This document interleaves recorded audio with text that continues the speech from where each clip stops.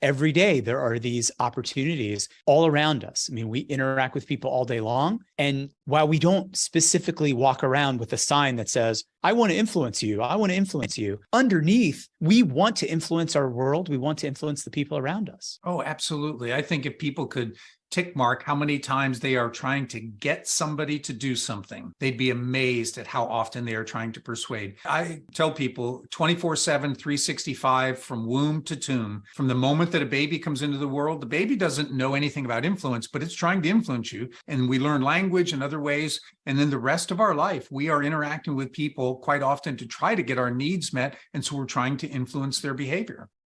These are the foundation of all selling. It's why some approaches work and why some don't. I was involved with sales training at that point in my career, so I was very intrigued by that. It wasn't fluff. It wasn't, some motivational speech. It was backed by empirical data.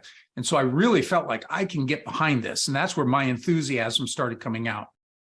I could share information with you or other people about texting and driving and change their thinking. But if they get in the car and they pull out their phone, I've not really done anything to solve the problem. I want to change their behavior. That's how I view influence and persuasion. It really comes down to, can we change how somebody is interacting with us? Can we change that behavior into the behavior that we're seeking?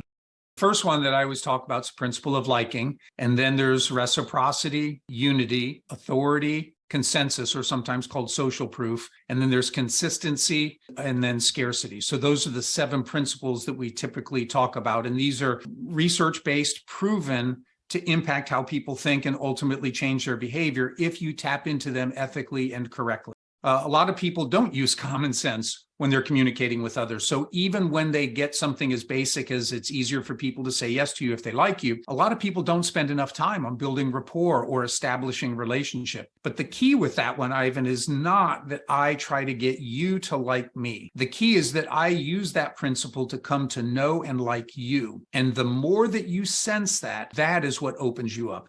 Now, you'll probably be liking me in return as we connect on things we have in common, or if I pay you genuine compliments, sure, you're going to probably like me more. But the real driver of that one is when you sense, hey, this guy, Brian, he really seems to like me. And I do because I'm using what I teach, then that's what opens you up. And all kinds of good things start happening after that, because I know I will work harder.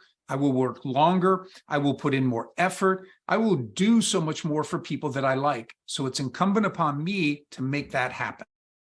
Reciprocity is the natural obligation we have to give back to people who first give to us. We are conditioned from childhood with this. You were little and somebody did something kind. Mom or dad said, Ivan, what do you say? And you looked up and went, thank you. You didn't realize it, but you were being conditioned that, oh, when someone does something for me, there's this expectation that I do something in return. Unity is about shared identity. It's easier to say yes to those who are of us. The tightest group that we could say is family. There are things that we'll do for family, even distant relatives, maybe even some people in our family that we don't like a whole lot, but we will do certain things for those people that we might not do for some of our closest friends because they're family.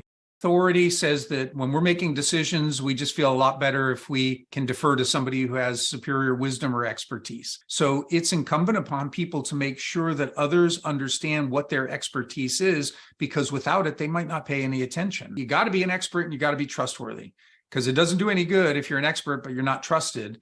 And by the same token, there are people that we trust, maybe family, but we don't want them to operate on us or fix our car or whatever, because they don't have expertise. You've got to have expertise and trustworthiness to be considered an authority. Consensus, sometimes called social proof. And this one is about the herd mentality. It says that we look to other people to see how we should behave in certain situations. What are they thinking? How are they feeling? Or what are they doing? Because we're social creatures, it impacts what we think, how we feel, and what we do. And if we can weave that into our conversation, if we can talk about what lots of other people are doing, that starts to impact that other individual's thinking. But it's most potent when you talk about people who are most like them. If I knew even more about you, Ivan, and then I would talk about people that I see as similar to you, well, if I'm proposing something that is good for me, but should be good for you, you're probably thinking, if these other people who are like me are having success at the same thing, then why wouldn't I? Consistency says that we feel an internal psychological pressure, but also an external social pressure to be consistent in what we say and what we do. It really boils down to word and deed. Most people feel better about themselves when they keep their word, and they also look better to the people that they made any commitment to. The challenge here, though, is most people aren't gaining a commitment because too often people tell others what to do rather than ask. So what's going on? It's that scarcity. It's that fear that they're not going to get the best deal if they're not there right away. It comes down to FOMO, fear of missing out. We hate the thought of losing opportunities. As an influencer, it's incumbent upon you to let them know about what those limited opportunities are, because in the absence of that, then there's no additional motivation for them to take action. But once they learn that, like, hey, this is the last one on the lot. If you're selling a car, the sale is going to end Sunday. If they don't know those things, they're not going to act. But once they know, more people start acting. Everybody gets this. I'm sure all of your listeners are probably nodding, oh yeah, this makes total sense. But then do they remember to do it? Are they actually utilizing these principles in the middle of their conversation? It's not enough to know something. Wisdom is the application of knowledge. And a lot of people have knowledge, but putting it into practice, that's where wisdom comes into play. I think people don't spend enough time considering the person that they're interacting with. And so what they do, the old, if I've got a hammer, everything's a nail, then they start approaching all the customers the same. But the reality is, somebody, as an example, who's a driver, principle of liking is not where you want to hang your hat. They probably don't care about being your friend. You certainly want to be polite, but you don't want to go in there and spend an inordinate amount of time trying to connect or compliment. Now, if you're talking to the expressive, that's probably a good route to go because they're relationship driven, but not so much with the driver. So if somebody isn't thinking about how do I need to interact with this person and they're only defaulting to what their strengths are, they're limiting themselves.